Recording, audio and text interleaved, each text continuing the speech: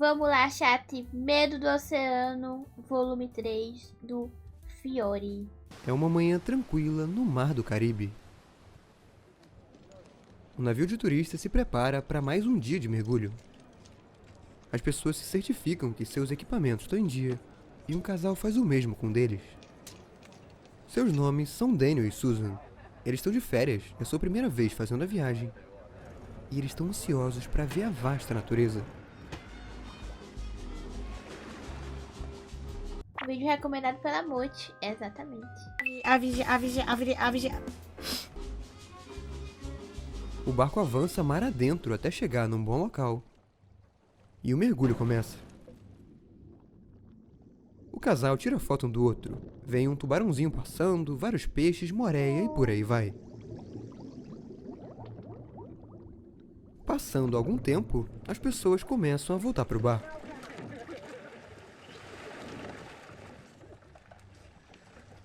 Um cara faz a contagem, ao que parece tá todo mundo ali. E fim do passeio. Será que tá mesmo? Escada removida, motores ligados e eles vão embora. Será que não tá? Minutos depois, emergem Daniel e Susan. E a Eles Mote foram apareceu no esquecidos. vídeo.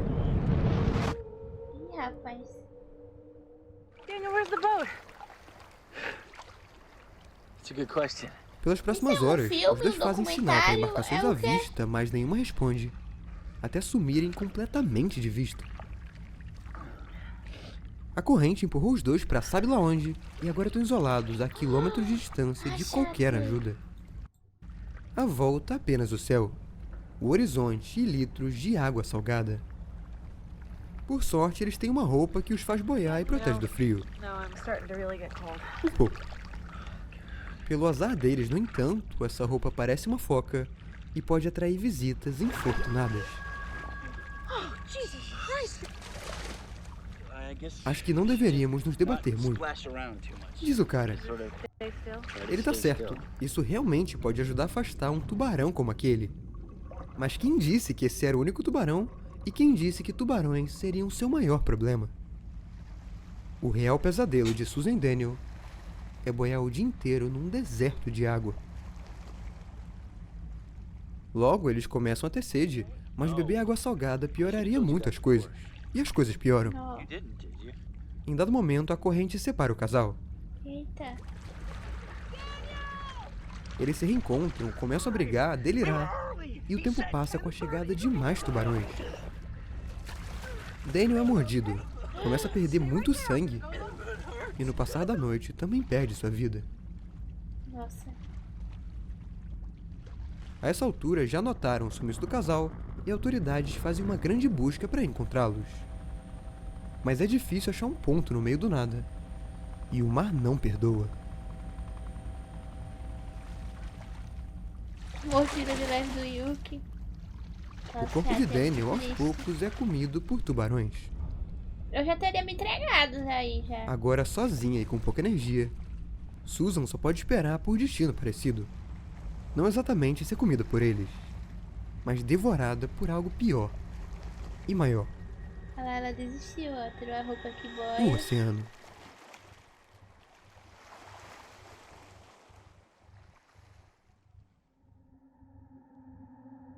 Pesado, chefe. Pesado. Sim, eu tenho medo de entrar em piscina, principalmente sozinho, Nossa, mas e naquelas um pouco fundas. Elas me lembram mergulho no oceano e de filmes como O Mar Aberto. Nossa, eu amo piscina, mas eu acho que é porque eu vou pra piscina desde que eu sou muito pitica, sabe? O evento era ir pra piscina. Na minha cidade não tinha nada, só tinha piscina. O evento era ir pra piscina. Eu ficava na piscina o dia todinho, de manhã até... Teve uma vez que eu fiquei até 5 horas da tarde, os dentes já tremendo, já ficando de noite. E eu sempre dava trabalho pra manhã pra poder ir embora, porque eu sempre queria ficar mais. Um filme de 2003, e como vocês viram, conta sobre o trágico destino de Daniel e Susan. Um casal que foi esquecido no mar por um barco de passeio e que mais tarde foi engolido por ele. O filme em si foi um trauma de infância pra mim. Revendo hoje, e apesar de ser filmado com uma câmera pior que celular, ele ainda me surpreendeu e é um dos melhores do gênero. Mar aberto. Não somente pela Mas angústia já que ouvi ele falar o passa de nome. estar à deriva sem ter o que fazer, mas também por ser uma história real. Nossa. Em 25 de janeiro de 1998, o casal norte-americano Tom e Eileen também foi esquecido por um barco de turismo durante um passeio na Austrália. A equipe errou a contagem, a busca só foi sair dias depois do sumiço, mas já era tarde. Apenas semanas depois, encontraram equipamentos de mergulho boiando. Fora isso, nenhum sinal do casal. Infelizmente, eles são um caso dentre muitos, de vários que existem, de pessoas engolidas pelo mar. Quando olhamos para ele, é fácil lembrar dos animais perigosos, dos mistérios, do que a gente pode e pode não ver embaixo d'água. Mas poucos olham para um dos conceitos mais terríveis, a vastidão do oceano em si. Aqui no canal já falamos que apenas 5% do mar foi explorado, que ele é imenso e desolador. Mas pouco entramos no terror de estar perdido, vagando à deriva, no meio do nada. Se no volume 1 focamos nas profundezas e o segundo no litoral, chegou a hora de boiar um pouco na superfície. Nesse vídeo eu vou contar alguns casos de pessoas que se perderam e entender como a solidão infinita na superfície pode ser mais perigosa que qualquer coisa nas profundezas. O meu nome é Fiore e bem-vindos a Medo do Oceano, volume 3.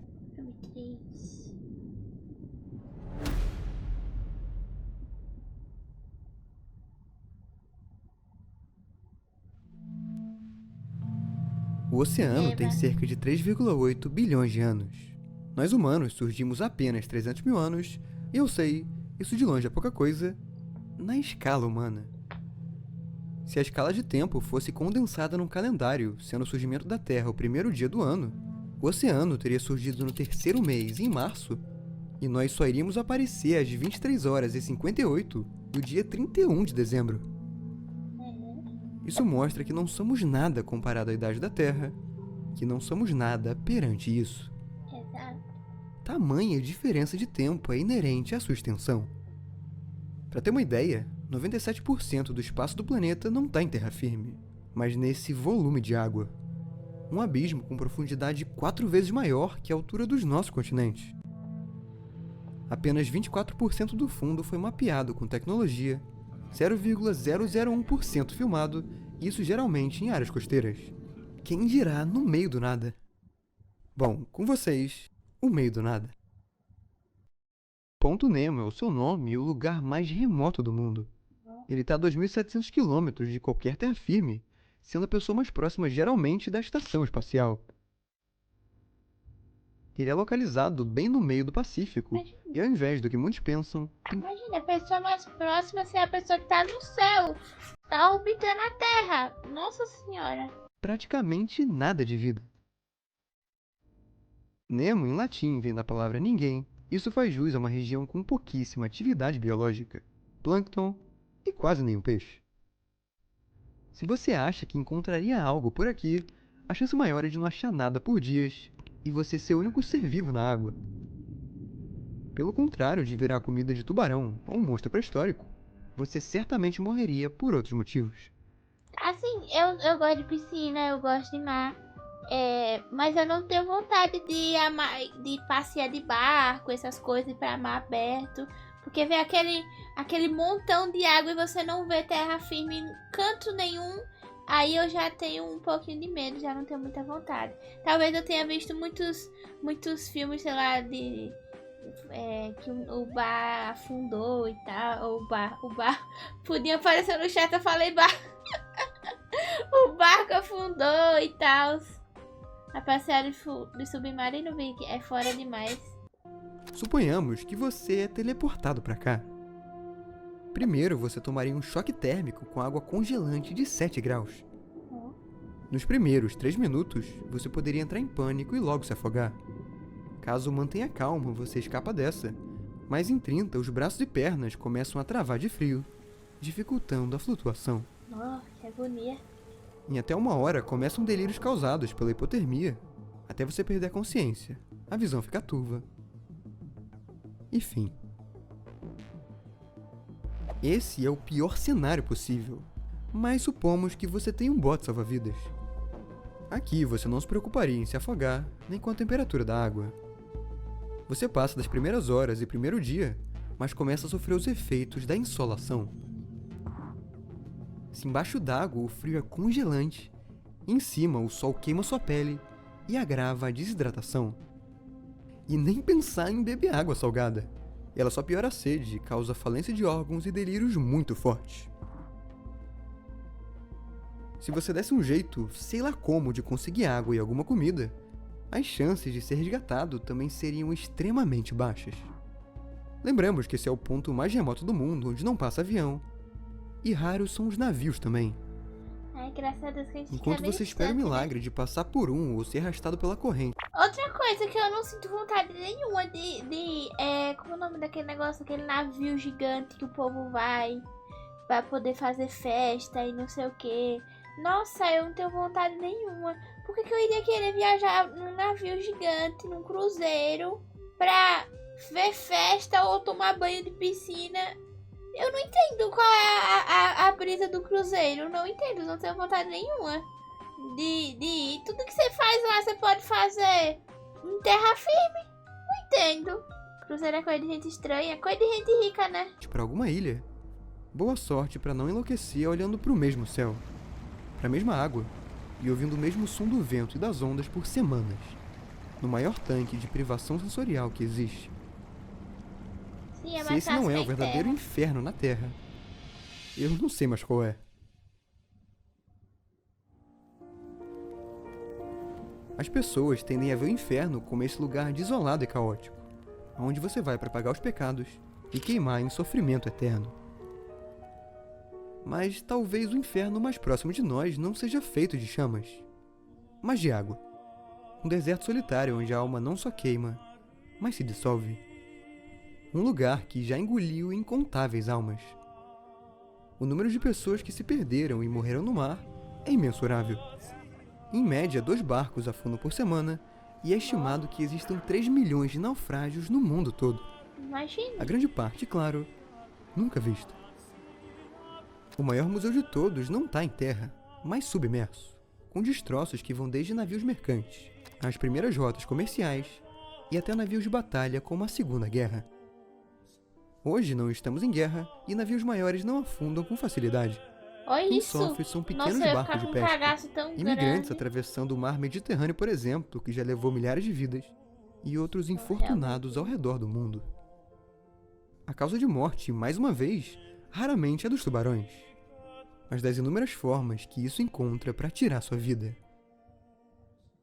Será que você sobreviveria? Eu nada, eu sou... Nossa. Como bem falamos no vídeo, o pior cenário de sobrevivência no mar é como aconteceu a Tom e Eileen, o casal que inspirou Mar Aberto. O filme se passa no Caribe, num local desconhecido.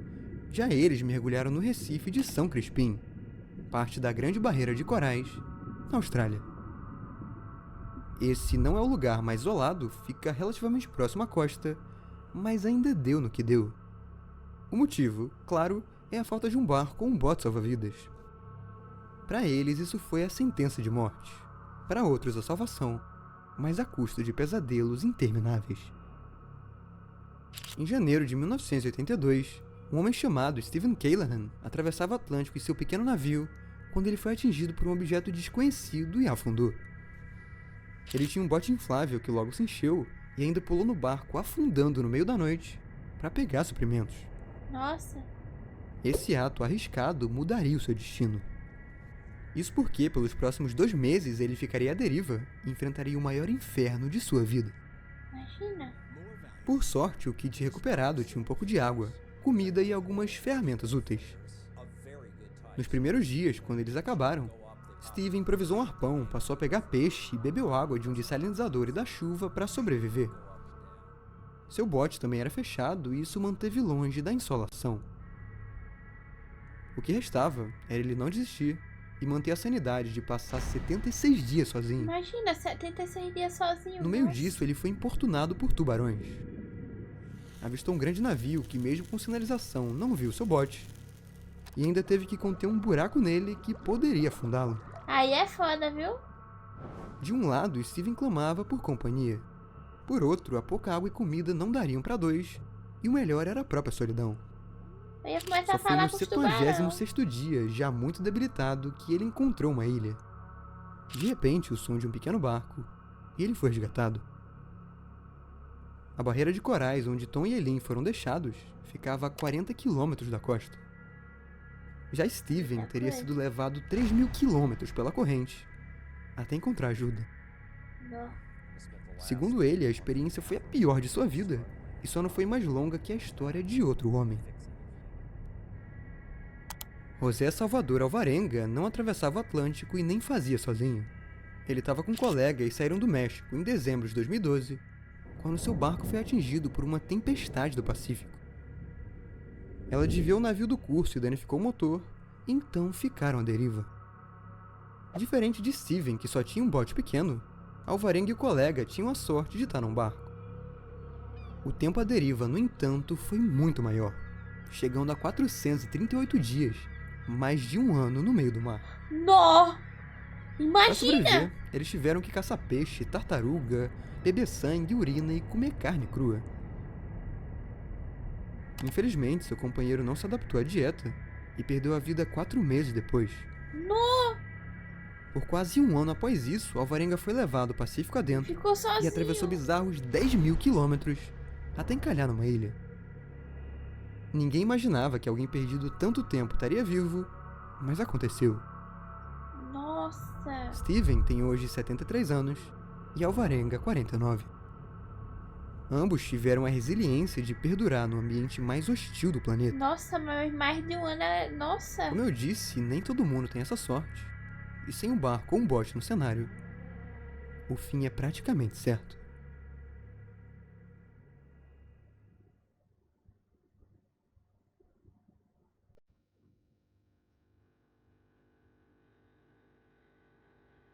Se toda a humanidade, passada e presente, fosse representada por um único grão de areia, o oceano seria um deserto que se estende para além de qualquer horizonte.